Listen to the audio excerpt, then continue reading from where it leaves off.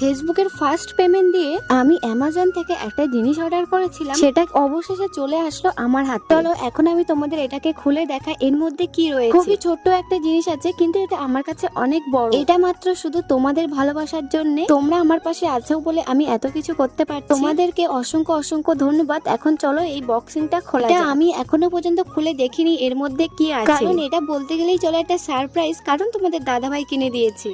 অবশেষে আমি আনবক্সিং করেই ফেললাম। এটা হচ্ছে একটা স্ট্যান্ড। ব্লগ ভিডিও করার জন্য স্ট্যান্ডের খুব দরকার ছিল, যেটা আমার কাছে ছিল, তাই তোমাদের দাদা ভাই আমার জন্য এটা অর্ডার করে দিল অ্যামাজন থেকে। স্ট্যান্ডটা ভালোই এসেছিল, এটা পেয়ে আমি অনেক খুশি হয়েছিলাম। এই গিফটটাও শুধু তোমাদের জন্যই পেলাম। তো এত খুশির মাঝে একটা দুঃখ চলে আসলো। এই জিনিসটা দেখো, এটা হয়তো ফটো টটো তোলে এরকম কিছু একটা, কিন্তু এই জিনিসটাই খারাপ এসেছিল বলে মনটা অনেকটা খারাপ হয়ে গিয়েছিল। এইখানেই ফোনটা রাখে এইভাবে।